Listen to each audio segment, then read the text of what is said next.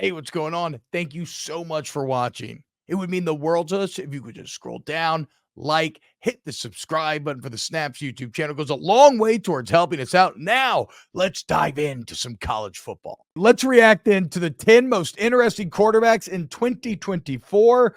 And it starts with a name that, well, I'll start here. And who would be your most interesting quarterback going into 24?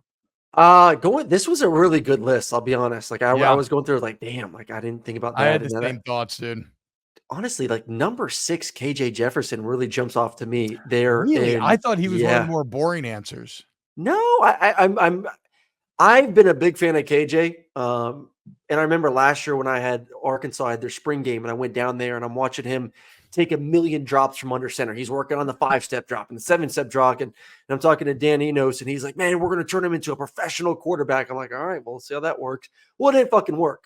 It was an Yeah, absolute disaster of you don't turn a thoroughbred quarterback that is 6'3", 250 that can run into a traditional quarterback. That's just not who he is. And we saw KJ take a step back last year. Now you send him, now he goes to UCF.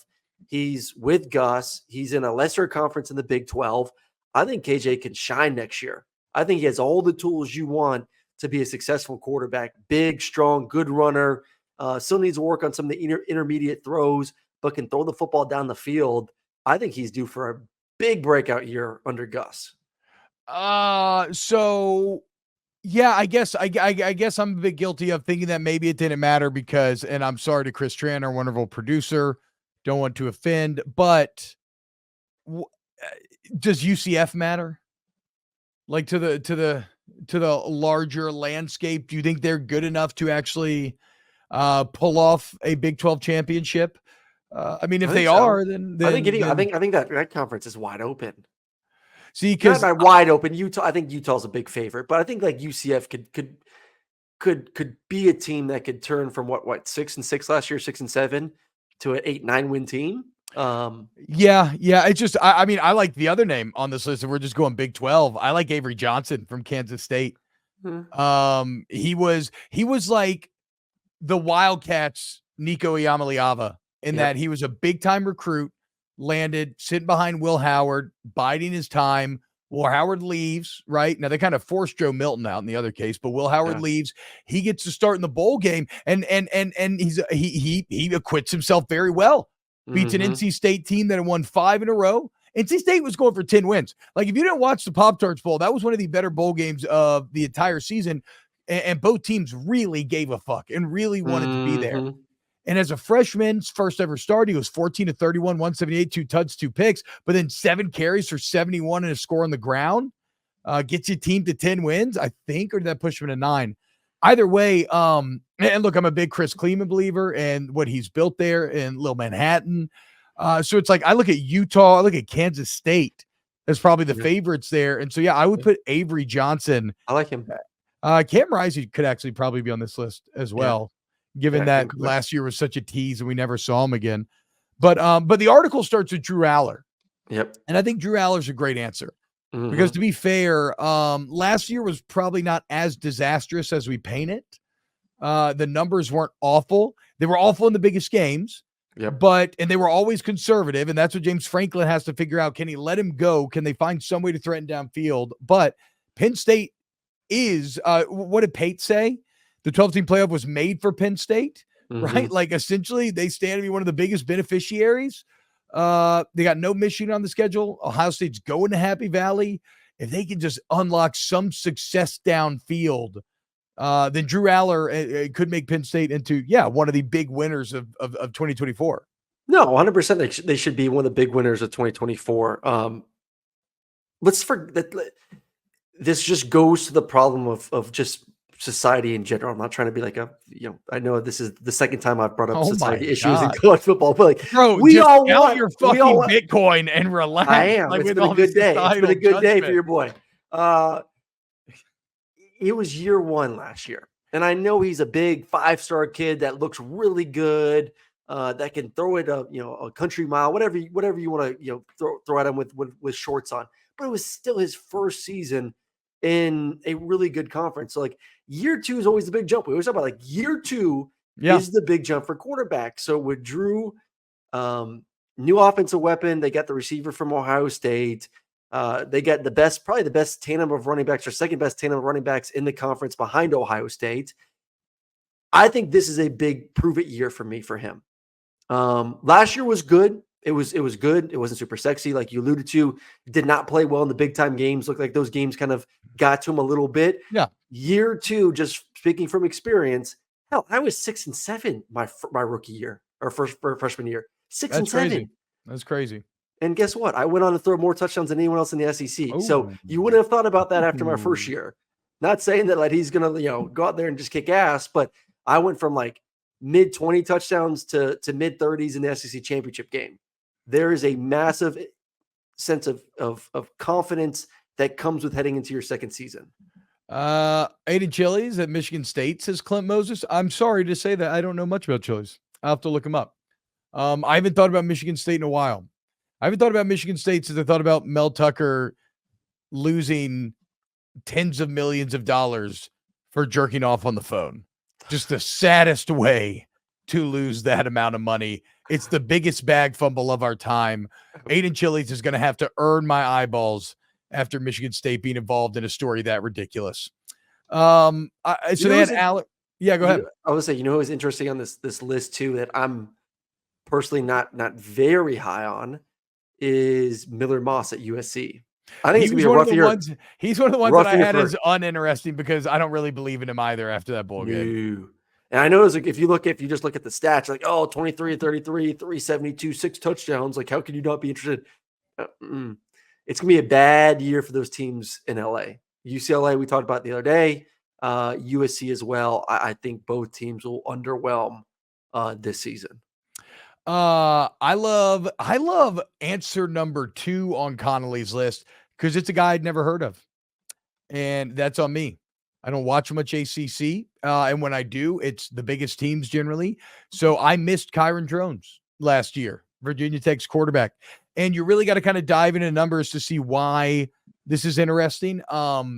Drones began starting like the 3rd game of the season, and from that moment on, he finished 19th in the country in total QBR. And if you look, the first 4 games, of which he only started 2, they averaged 21.5 points per game. The next 5 games, it's up to 25 points a game. And then over the final 4, they average 43 points a game. They go 5-2 down the stretch for their toughest game on the schedule. And Virginia Tech has the most returning production in the country. Okay. And this comes at a time when Clemson's down. I don't know what Florida State is. I believe in the Florida State coaching staff. I hope that they're going to be able to figure out and right the injustice of what they just went through. But the ACC has some open inroads to be made, and returning that much production, including a quarterback, making a jump from year 1 to year 2. That's a name I had not heard of. Therefore, to me, very interesting because he's potentially set up to have a massive impact next year. And then they got Jaylen Daniels on here because why wouldn't you? In terms of Kansas. Yeah, if he can stay healthy. If you look over the last 2 years, he has the highest returning QBR of any quarterback in the country. And that includes Carson Beck. You didn't have to play both years because QBR is an efficiency metric. We're not talking volume. Jaylen Daniels actually barely edges out even Carson Beck, who was hyper efficient. And again, Big 12, relatively open. Kansas just paid Lance Leipold $7 million a year. They're moving in the right direction. I think that he certainly deserves to be on this list. Captain Spartan with a $20 super chat. T-Bob, I need to know about Mason Smith. My team is looking at him. And then Aaron, he wants the best donut place in Atlanta. He's visiting in April. Ooh. Debate better song. Louisiana, Georgia songs. I got that for you. There's a lot of questions. A lot of money. Okay. Mason Smith, massive potential. Was awesome freshman year. Caught his first major injury of his career. And did not return in the manner that you thought he would. The thing that makes Mason Smith impossible to judge too accurately is he got really bad coaching. this last year. LSU's D-line coach got sick right before the year. They just throw John Jancic in there. It does not go well. I mean, they were doing inexplicable things like lining up like a yard and a half off the ball. He was standing straight up, way too much hand fighting. So with Mason Smith, the problem is there's not going to be any film there that's really going to excite you besides freshman film. But if you look at his body, that's fucking exciting. The man looks like a rock ogre. He's just massive, dude, and he's athletic. And, hopefully with good coaching, a year from injury, he can find that potential that he so clearly has locked up inside of him. He's a late pick to me. Take a flyer on, I would say. I don't think late pick. I think like a mid-round pick. There's not a lot of people that walk around looking like Mason Smith. That's true. Maybe so. I think it's a mid-round. I think that's a guy that you've seen what he does at the combine, the potential plus the size. Yeah, I think he's a mid-round guy. third, fourth round. You get a nice little flyer on him. Donut spot in Atlanta. Five Daughters Bakery. 100-layer donuts. Phenomenal. Go get you some. Yeah. God, made my stomach rumble, and I've never even had one. 100 layers? Is that just a marketing ploy? No, there's 100 layers in there. What the fuck? So like thread count, the more layers, the more delicious. That sounds great. Should Shanders be on this list? I mean, I was going through as we were talking like quarterbacks, like, man, there's a lot of quarterbacks I could make a case for being on this. Klubnik at Clemson is one that I kind of am intrigued. I feel like that was Klubnik for last year, but I feel you. Yeah, but like, is Clemson truly dead? Like, are they truly done? And you tell me. You're the one that told us all they were dead last year and then ended up being correct. I still think they are dead, but maybe it gets better. No, because we know how good Shadur is. Like, I'm not going to be surprised if Shadur Sanders goes out there and throws 35 touchdowns and has a good season. Like, he's first round talent. So I'm not like super intrigued by what he's going to do. I know I've seen the potential. And yeah, look, Louisiana has better music than Georgia, and I love both states, and I love both states' musical scenes. Grew up with Atlanta hip hop, but I mean, if you look at like the jazz upbringing of Louisiana, what do you mean? Where's this going? Oh, he said debate songs from Louisiana and Georgia, but I'm just saying the music scene in general is better in Louisiana. We have the hip hop, but we also have more of the history with like I said, the kind of origins of jazz, in my opinion. And you have John Baptiste, the single most talented artist on the planet right now. Nico Usher, though. Just saying, he just performed at the Super Bowl. It's kind of a big deal. Tight. Yeah. Guess where the Super Bowl is next year, Aaron? I don't know. New Orleans. So I'm guessing they're going to have a Louisiana act perform there too. In fact, if they were real men, they'd have John Baptiste headline, but I don't think they'd bout that life. He has to be involved though. Nico Iamaleava, got to be up there.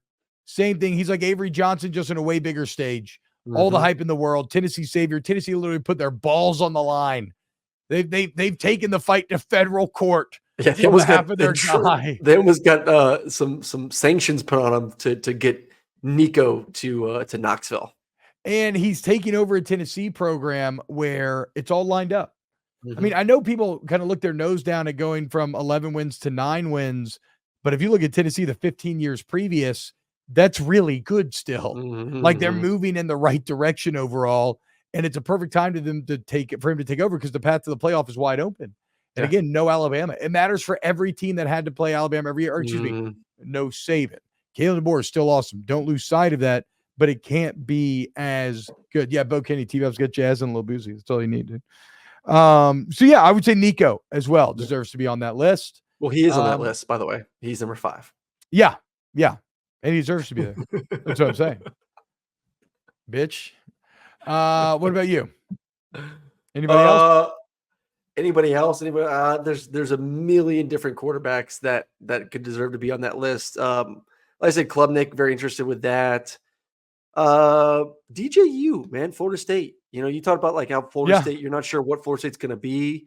You just had Jordan Travis have a hell of a career, hell of a season last year before the injury.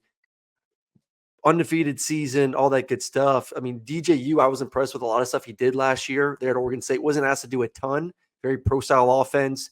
Throw the ball 20, 25 times a game. can he pick up and keep the momentum that Florida State has created over the past few seasons? A lot of eyes on that. A lot of eyes going to be on that game versus Clemson. Jackson Dart's a good answer from Royal Payne as well, simply because, like, if Ole Miss is going to follow through on the hype and make the playoffs and be a true national contender, it's all going to come down to Dart. He's more proven than a lot of guys on here, and so maybe less interesting in that way. But he's also going to be he's being asked to do things that Ole Miss has never done, which, to be fair, he did.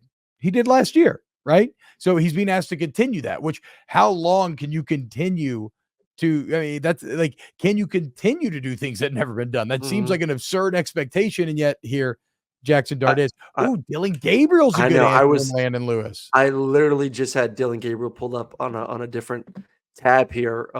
Because I believe Dylan will have a better year than Bo did. I think Dylan is I think he's a better thrower. I think he's just as athletic. He will go down, if he stays healthy, as the most experienced quarterback in all of college football history, surpassing Bo Nix. He's not as big. Like I said, when you want to check off everything that he does do well, I think he's just as accurate, just as good of a thrower, built for this offense. And I think it's going to be the talent around him, which I think Oregon's going to have the talent around him. I think he's due for a big season this year. Royal Pages, what if Jackson Arnold's really good? Oh, you could play spoil in the SEC. I just don't see it. And not even because of the bowl game. I think that was an impossible situation for him. I think Oklahoma's just a little behind, very slightly, and their schedule's brutal. And so I don't think it's going to matter that much to the larger equation. And no, we're not answering Graham Mertz, Brad. We can't let Aaron go down a Graham Mertz rabbit hole. Not Graham Mertz, but I think there's one more that I do want to hit on, and I don't even know if he's going to be the starter or not the starter. But I'm going to go to Nebraska with their rookie quarterback. Very good answer, dude. Yes. I mean, if you're not intrigued by, we've said it for 2 years now, for not even 2 years, for a year now of gonna hit what? Nebraska. Well, that Matt Rule in year 2, look at the history from Temple to Baylor. Year 2 is Matt Rule season. Like, that is when he takes this massive stride. Like, we don't care what happens year 1. Year 2's our year. Well, guess what? If you're a Nebraska fan, you're banking on year 2 to see that massive jump with a freshman quarterback, a true freshman quarterback. So heavy expectations for Matt Rule year 2 going into the season with most likely an 18-year-old kid.